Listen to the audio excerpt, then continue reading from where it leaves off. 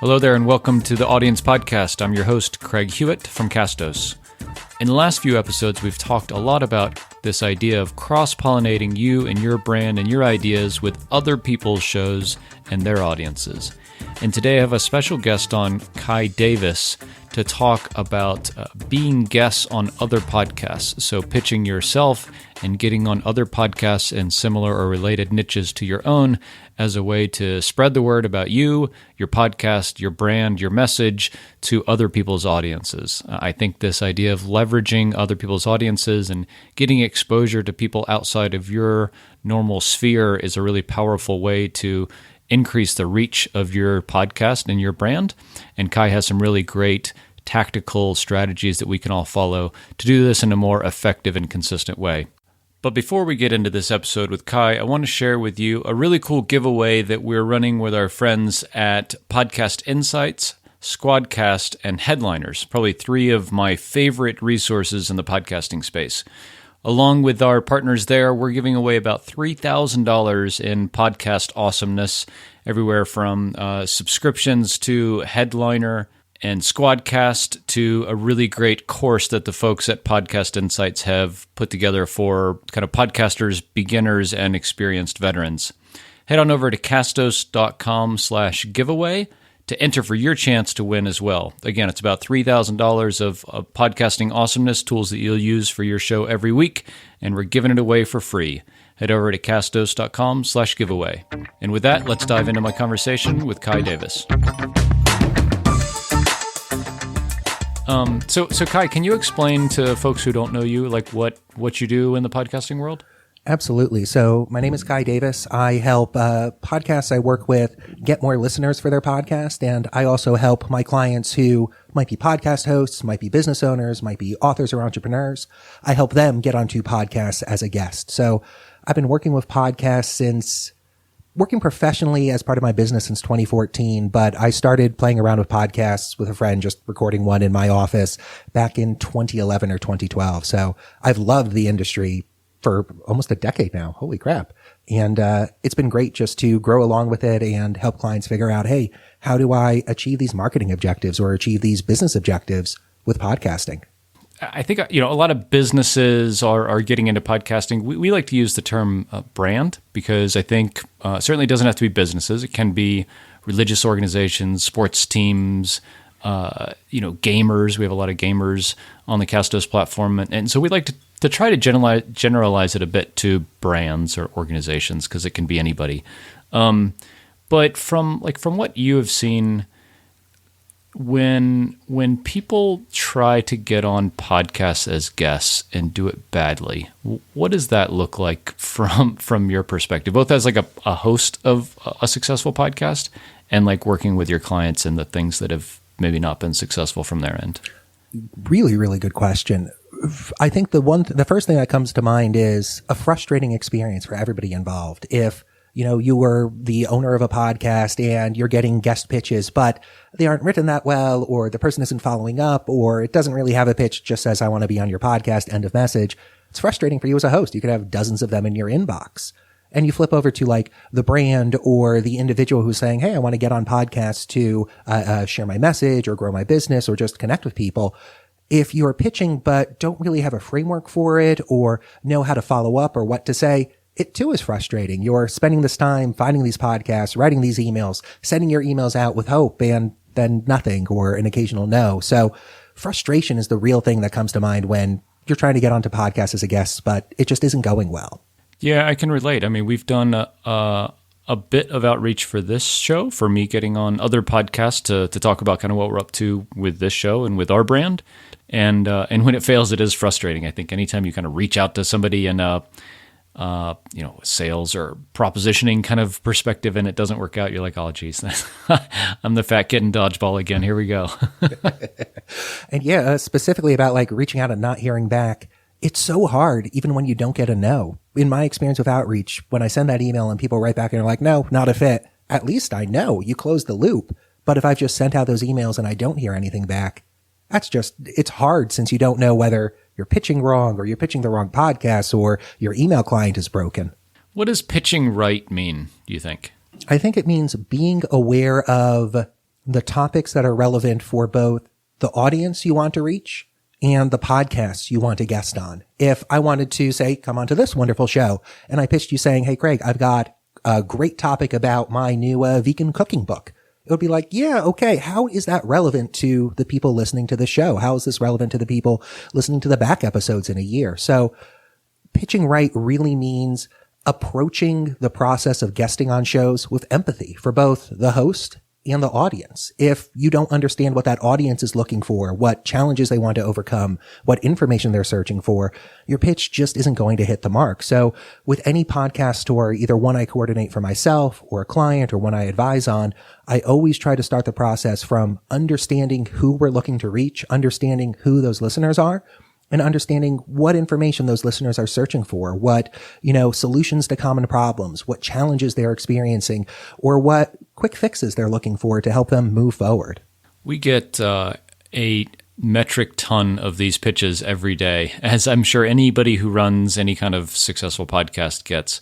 And most of them are terrible. Like you said, they don't have empathy. And I've never thought about empathy as the right word for this, but it really is spot on because most of them come across as really selfish, and I think that would be like the opposite of empathetic. It's all about them as the person that wants to get on your podcast to advance their objective, and not anything about, hey, I can help you and your audience and serve the purpose that you have with your show. But kind of like tactfully, when you're reaching out to other podcasts to get on as a guest, what does that look like? What does empathy and an outreach look like? Empathy and outreach for me always looks like a combination of a couple different tactics. So one tactic is, in my outreach, I'm always trying to invite the no. And this is a concept I brought across from sales outreach, especially to large organizations. And it looks like in practice just saying something like, hey, if this isn't a fit, no worries. Let me know. If it is, great. Reply with da-da-da-da-da, and we'll move it forward. But I'm explicitly saying, if this does not work for you or does not work for your audience, tell me. And, I won't follow up after that because obviously it's not a fit. When we include something small like that, it just makes it so much easier for the person receiving that first outreach email or the fifth follow-up email to say, thanks so much. It's not a fit. And now they don't have sort of an emotional barrier that they need to get over to clearly communicate, hey, it won't work out here. So one of the first parts is inviting the no. Another part that comes to mind is being respectful of the host's time. So writing a short email, maybe 300 or 400 words max instead of a multi-paragraph 2,000 word email with every possible citation.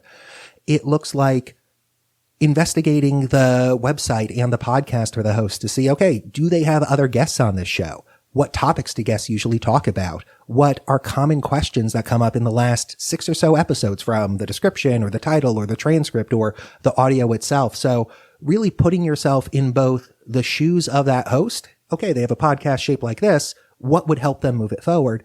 Or putting yourself in the shoes of that audience. Okay, listeners seem to care about these topics. Which topics do I have that are relevant that I'd like to share here or that would make sense to share here? From a process perspective, when you're working with your clients or for yourself to go get on podcasts to talk about what you know a lot about and help other kind of audiences out, how do you approach doing this and like creating a system so that it's not a flash in the pan? And by that I mean you don't get on 3 episodes in the next 6 weeks or something like that, and then it's 9 months before you do it again. Because I think that's something that I run into, and that's very selfish maybe of me saying like, how do I make this more sustainable? But maybe I think other people do too, to say like guest outreaching and guest appearances in other podcasts is a long-term strategy I want to use to get my message out and kind of cross-pollinate what I'm doing with other people's audiences. But it is hard work, and it's hard to stay organized and stick with it. Have you run into any good ways to make this easier to stick with in the long term? Yeah, 2 things immediately come to mind. And the first one is using the right tools. And that might be using something like a CRM just to manage who the contacts are and what stage of the pipeline they're in or when you need to send that next email.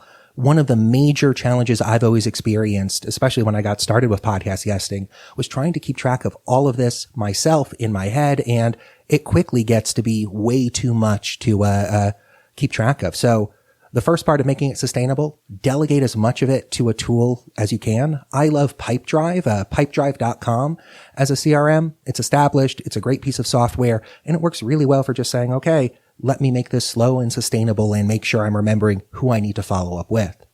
The second part is mentally thinking of it as a marathon and not a sprint.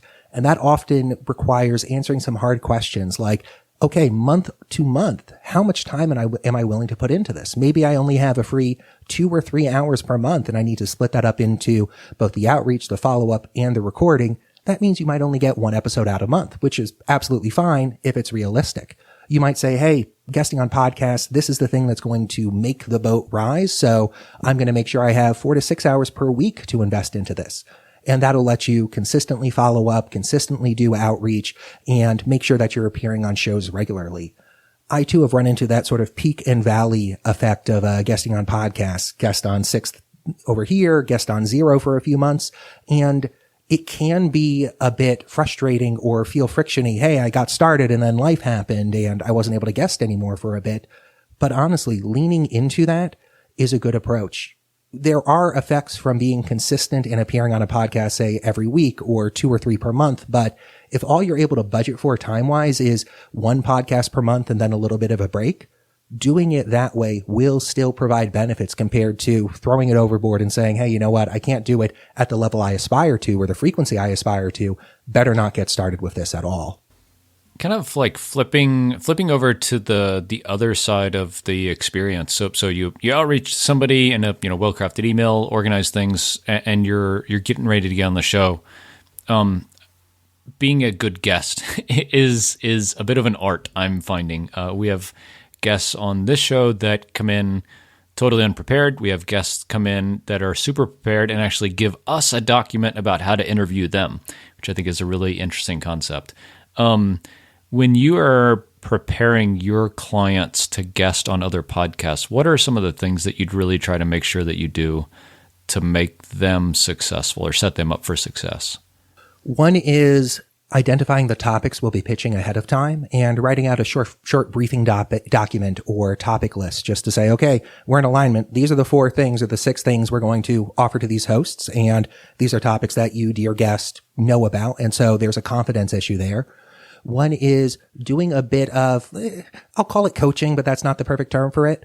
But basically recording 1 or 2 test mock podcast episodes of somebody. I'll just put on a persona and be like, hello, welcome to the Kai Davis podcast, and walk through a 15 or a 20-minute show to see how do they respond on air? How do they respond if we fake a technical difficulty? How do we overcome bits that they don't feel confident about? So practicing with the guest is a great way just to help build up that confidence in their own skills and make sure that, if something happens and, oh, whoa, the connection dropped halfway through the interview, the guest, my client, doesn't feel too flustered or frustrated by that. It's part of doing podcasting. Sometimes things don't work out okay. One of the things we talk about is like, I use the term leverage in the nicest possible way, but like leveraging other people's audiences by guest appearing on their podcast. And so, or vice versa, really, is you have exposure to someone else's world, either when you're a guest on their podcast or when they come on as a guest to your show. And I think that only really makes a difference or an impact when you get good at promoting those guest appearances, either you as a guest on someone else's podcast or you having someone else on your podcast that then goes and promotes it to their audience. What kind of like, when you're working with your clients or you're doing it yourself, what do you try to expect from the promotional aspect of guesting or like being a guest on other people's podcasts specifically, I guess? I try to set the expectation with clients, not low, but I try to be conservative with the expectations, where I will help them understand that we are not going to see immediate short-term gains from this podcast appearance. It won't be, we record the episode on Tuesday, it ships on Friday. By Monday, the venture capitalists are calling us because they want to buy out the company. It does not work that way. Think of a podcast guest experience as primarily a brand play. You are creating brand awareness. You are introducing people to what you do, who you are, and how you could help them. you're pointing them towards your brand itself, like a call to action saying, hey, check this out over here at example.com. And you are building relationships with people who are in the niche or industry you're interested in. The podcast host. Sometimes I will position a podcast guest experience to a client as it's not a large audience. It might not be completely in your niche, but the host of this podcast has written, 4 books on this topic. We should invite them onto our podcast. So step 1 of this long-term relationship building is you're appearing on their podcast. But I very much like to frame it as primarily a brand play. You may get email subscribers from a podcast guest experience. You may get more followers or more engagement on social. You might get people saying, hey, I loved hearing your beautiful voice tell me about how I could solve these problems. Please take my money and help me solve these problems. But those aren't as consistent or regular as the brand awareness components of it. So again, I very much like to set that expectation around this is going to be a brand play first and foremost. And over time, as we get a number of podcasts in place, as we refine our pitches, as we figure out what calls to action make sense and people engage with, we'll start to see more secondary benefits like leads or email subscribers or social engagement or other things. Are there things that your clients do or that you help your clients do to help increase the chance of success in that respect? Like if they're going to be on a podcast, are there things that you do to help optimize the chance for like business impact or organizational impact? So more followers, more leads, more, people checking out your stuff. Is there anything that you've seen work particularly well? Like when you're a guest on the podcast, if you do a thing, then it has a positive impact. What I really love to do is, I call it a catcher's mitt, which isn't the best term for it, but it'll make sense in a moment. I'll set up a specific landing page with my client, and this might be a landing page specific to a podcast. Hey, we are on Audience, so go to, kaidavis.com/audience and check out this freebie or this lead magnet or this whatever it is. And include mention of that both contextually in the episode, like I just did there, and in the show notes. Like this? Heyo. And the reason I like that is it provides a clear path forward for listeners to say, oh, I enjoy listening to this, and that's the next step. I'll go ahead and take that step. And they could take that immediately by entering it in their phone or web browser or by checking the show notes and saying, ooh, they have some links to their stuff. Let me check it out there. And by making that clear path forward from they're a listener on the episode to they are now taking this action makes it much more likely that they will take that action. So with all of my clients, I'll go through a initial planning process to identify what we want to set up as our catcher's mitt. Hey, they might have a sample chapter of a book or a interview they did with someone else or some other cool thing. So we'll set that up. We'll figure out what that URL is. Maybe it'll be a custom branded URL that we buy from a domain registrar and just set up to forward. Or maybe it's a specific page on their site that we'll just set up with a short, memorable URL. But either way, providing a clear path forward from listener to somebody taking this action really helps increase the return for that brand. Instead of it being more luck-based, I hope people will sign up for my email list. We could say the best thing to do once you finish listening to this episode is go to this URL, sign up for my list, and you'll immediately get an email from me. And that provides some value and helps carry that conversation forward. So in this example, I pointed to the landing page and sign up for the email list, but we could very much substitute anything else in. Follow me on this social network, go over here and submit your information through this lead form and see if I could help you solve this problem.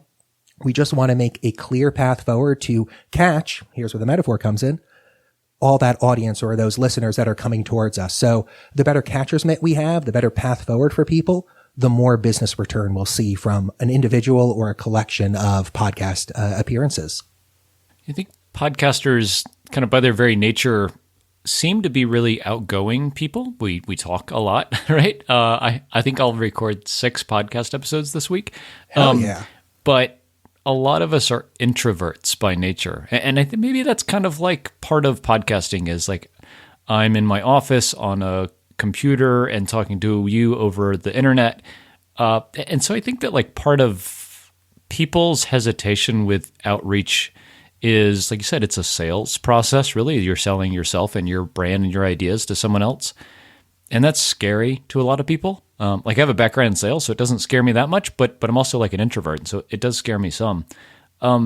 With your clients that are introverted or haven't done a lot of sales, what's the talk track like with them to say, like, you know, you got to get over yourself. This is a good thing. This is going to help us, you know, achieve our objectives. If by their very nature, they kind of like to just live in their box and not venture out too much. It's a really, really good question. And what immediately comes to mind is most of the clients I work with for a Done For You podcast tour are pretty much coming to me either because I already know this process and could do it for them in my sleep sometimes, but also they might not want to face the chance of rejection by, you know, sending a dozen outreach emails and getting a dozen no's back. And so they'll work with me to say, hey, Kai, you handle that part of it. Knock on my box and let me know when we're ready to record an episode, and I'll come out, record that episode with the host, and then you'll take care of following up with them, figuring out the promotion, and handling all those details. So in a sense, the service I offer, Done For You podcast tours, is one of the best options for those people who have more introverted leanings and feelings. And I'm very much one of them, but it's a nice way to allow them to experience the benefit of guesting on podcasts without facing the hurdles and challenges to get booked on those podcasts themselves. With your clients, what kind of success rates and I'm sure it varies wildly based on industry and niche and things like that, but what kind of success rates do you typically see, I'll say generally across the board? In terms of replies from podcasts, we're looking to start a relationship. Or like booking success rates or whatever. Yeah. Booking success rates, I'd say it's depends on the niche, depends on the industry, and depends on the client's pitch. But roughly, in squinting at it, I'd say around 30% of the podcasts we contact will say, yes, let's book an episode. Sound like a great fit. And with clients that are just starting out, or we have a bit of a weaker pitch, maybe it's 1 out of 10 podcasts will say, hey, we're in. We'd love to have this person on. Over time, those numbers definitely do increase, and we get more placements out of an outreach attempt because the client and I understand the pitch or the topic or the niche better. Or sometimes I've started out with clients and like month 1, we've contacted folks and we get 0 responses back. And I very much take that in stride and say, the most likely cause here is our pitches aren't in line with what they're looking for. And so I'll do a combination of working with my client and investigating the podcasts we're reaching out to better understand the pains and problems and challenges listeners are experiencing and craft new pitches with my client. And then we'll go back and say, hey, you know, following up again, we've got some new pitches. Here's one that I think would be excellent for you and your audience, and see if we could restart a conversation there. But maybe 10% to 30% turn into placements, and that number will grow over time. As Kai mentioned, he's been in the podcasting game for years now, and as a veteran of the industry, I wanted to ask him what things that he has seen recently that he believes will be changing the industry as we go forward. I think these kind of thought experiments are helpful for us to do now to prepare our shows for success in the future. It's been fascinating to see both parts of the industry, or I guess all 3 legs of the industry, grow over the last couple of years as more podcast hosting platforms are coming into play, as more podcasts are coming into play, and as more people are looking to get on podcasts as a guest. There's an interesting balance between how resilient podcast hosts are when it comes to receiving pitch after pitch after pitch from people. And as the industry grows, it definitely has become more challenging to break through that noise and connect with a podcast host. So it's interesting to see that change over time. Small tactical things like, I can't remember the name of the platform, but one of the recent, maybe it's Anchor, platforms is now putting a dummy email address in on the podcast pages, which has made it a little more challenging to figure out how to get in touch with these podcast hosts through email. It might nudge it over to more of a social outreach at first. It might involve using some other tools, but it's been interesting to see the shape of the landscape change. Probably the biggest change I could think of over the last few years is podcasting becoming less of a what the heck is that reaction from people. If I jump back mentally to like 2016 and I described my business as I help people get on podcasts as a guest, people would just be like, what? Why? Why would somebody want to be on a podcast? But now since people see like, oh, this is like radio, but there are fewer barriers and I can do it from my office, people are like, hell yeah, I want to be on a podcast, or I want to start my own podcast. So it's interesting just to see the industry change as it becomes more popular and learn what helps cut through that noise and what doesn't. I thought going into 2019 and 2020 that this growth would make it exceptionally harder to get my clients on podcasts as guests. But what I've discovered is there are more people pitching, but they're people pitching poorly or incorrectly or roughly and not following up. And so just showing up with a couple of decent emails, an understanding of their audience and the topics of their shows, and empathy for them dealing with all these people emailing them really makes it easier to stand out. I pitched one show recently and they're like, not a fit. But hey, I liked your email and this was a great conversation. And so it's positive to see responses like that come in where the host might acknowledge, hey, this is not a fit, but you're doing a good job at starting these conversations and following up in a polite manner. Thank you for that. One thing I'm enjoying with the more competitive aspect is it's definitely making shows be a little more niche and focused. So I'm seeing fewer, this is the business podcast, and more, we're going to help you who own a bakery get more people buying your cakes by interviewing these people who also own bakeries.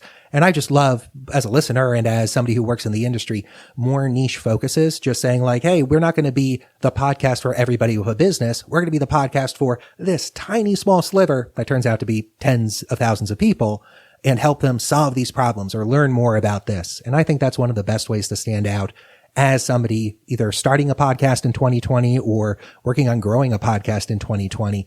See if you could shrink that audience focus from everyone to just a small slice and sliver, stand out for that audience, and over time in the coming years, work on expanding out. But if you could own a specific niche or become the trusted advisor in a specific small niche, it will pay out in dividends for you and your podcast as listeners say, oh my gosh, this is the podcast meant especially for us. Thank you. Let's share it. Let's tell other people about it. I find that talking about podcasting is, I hear a lot of the same stuff, like I hear a lot of the same advice, and maybe it's because I've been doing this for 5 years, and maybe it's because it's just like, this is what it is. And it gets down to like actually implementing these strategies and ideas.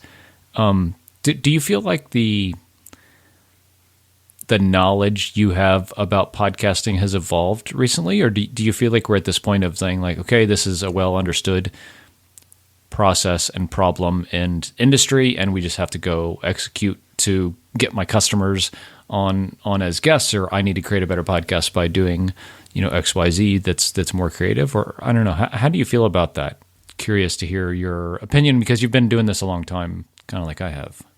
As the industry becomes a little more established or competitive, it's more clear what steps need to be taken to grow a show or get on podcasts or just start a podcast, which is good. In a sense, a lot of the 100 level things have been solved for. Now there's clear guides or parameters or coaches or professionals out there to help with it.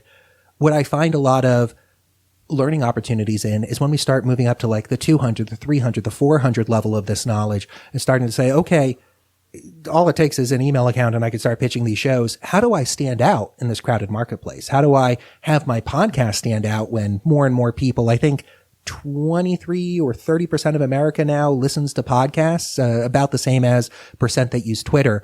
And so the landscape definitely changes as it becomes more of a popular media vehicle. And I'm finding a lot of joy in just figuring out how to refine that craft even further, or say, okay, outreach is the standard play here to build these relationships. How can I make my outreach more innovative, more attention getting, more empathetic, more in line with what a host is looking for? And so it's really in seeing those ways to take the 100 level skills and find the 200 or the 400 level application of it that feels like the fun edge of podcasting right now.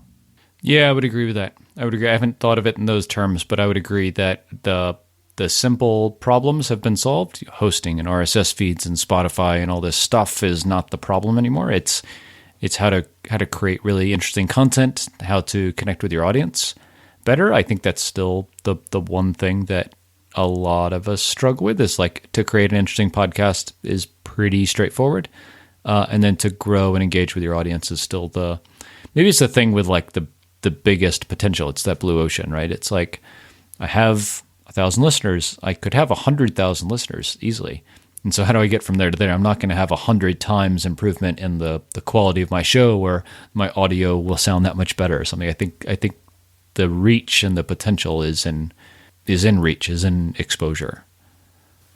Completely agreed. My mind has been starting to turn towards communities associated with podcasts, and it really starts to feel like one of the best growth potentials for podcasts is in creating maybe a private community, maybe a semi-public community with a small barrier to get in, but maybe it's a Facebook group, maybe it's a forum on Discourse, maybe it's a Slack or a Discord channel, but just some way for people who raise their hand and say, yo, I like what you're doing. Is there a spot for people who are like me to hang out? And just having an opportunity to directly engage with those people through another medium, learn more about what those representative listeners are looking for or the questions they have, and then seeing if there are organic ways to say, hey, thanks so much for listening, for being part of this community. We just released this new episode we're super excited about.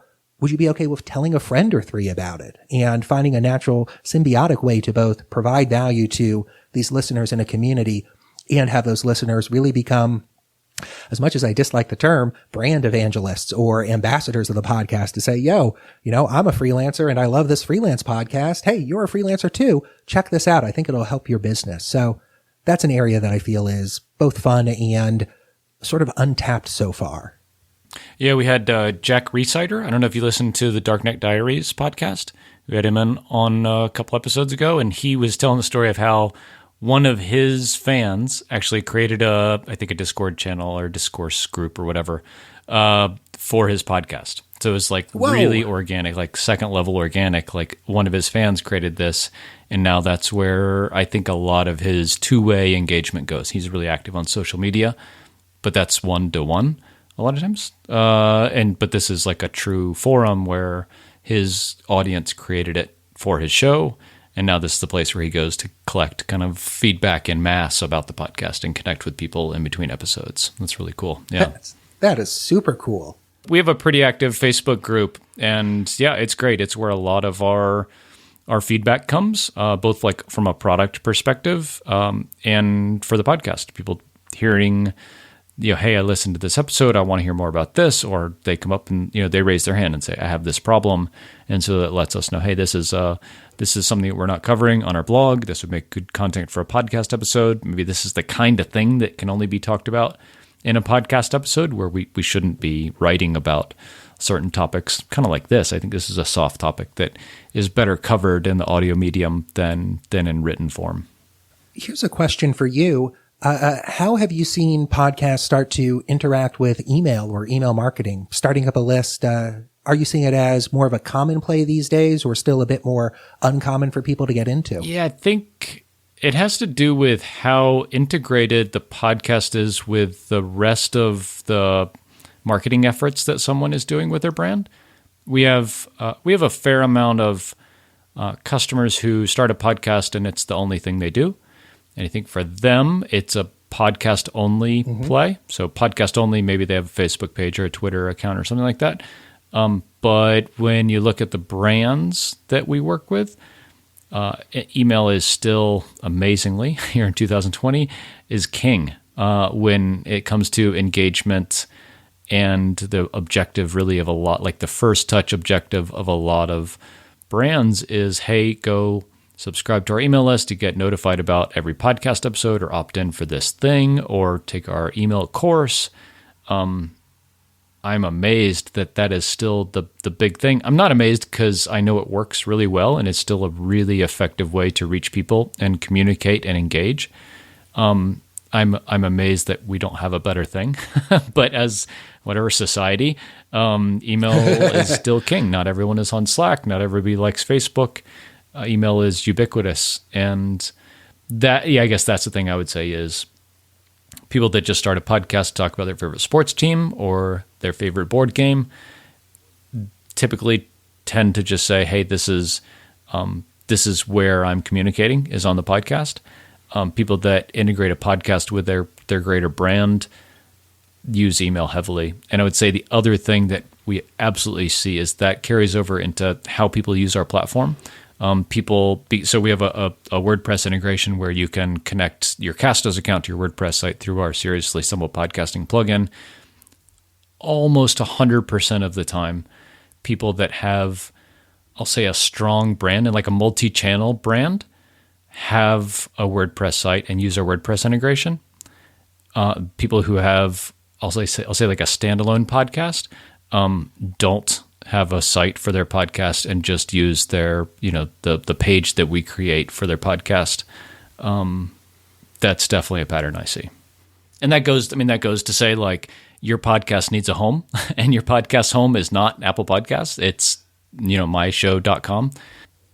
And if you don't have that, you need to spend the $10 a year to buy that domain and either point it to your Castos podcast pages or, spin up a WordPress site if you think that your show is going to get bigger than just a podcast and it can grow into a brand, or if it's already a part of a brand, then you're already integrating your podcast into all their stuff you do and all their content you have online. I love that. Now, I think that's a beautiful approach to it. I have a lot of love for email. It's what got me into marketing in the first place. And when it comes to podcasts, even for like the more amateur, non-professional, starting your first or your second show and you're talking about your favorite sport or board game or similar, I like email there, even if it's just, hey, you could get an update when we have a new episode, maybe an occasional cutting room floor or a bonus episode.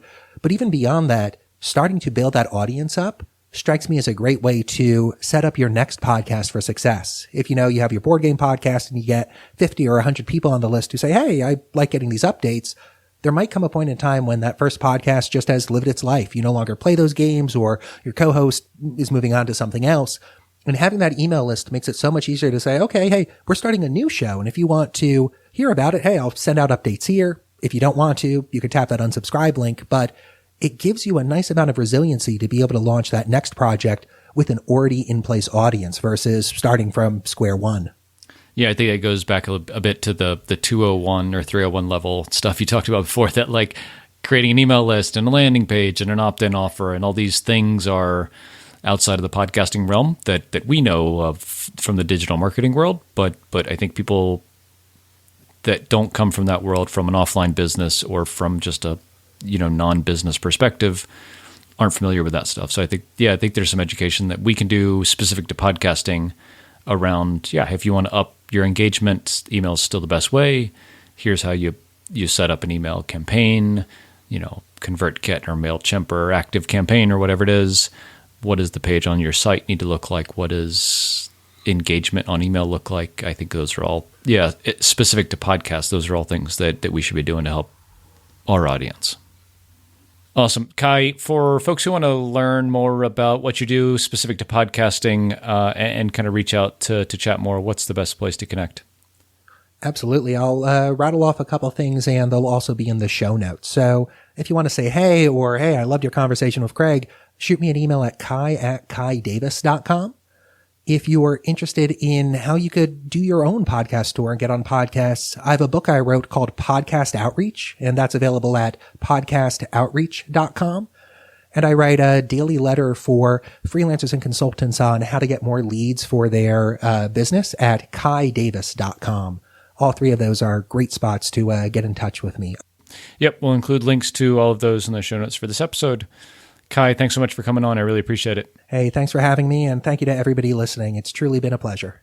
I hope you enjoyed that conversation with Kai Davis. I thought he brought a lot of really great tactical and practical things for us to implement in our podcasting world about consistently getting ourselves out there to be guests on other people's podcasts. If you have any questions for Kai or want to reach out and get in touch, we've included his contact information as well as a couple of really great resources in the show notes for this episode. They can be found at castos.com/podcast.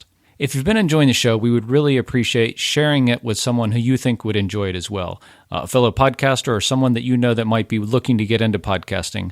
Our goal here is really to share the knowledge that we're all accumulating and making us all better podcasters in the process. So if you're enjoying the show, please share it with someone you know who you think would enjoy it as well.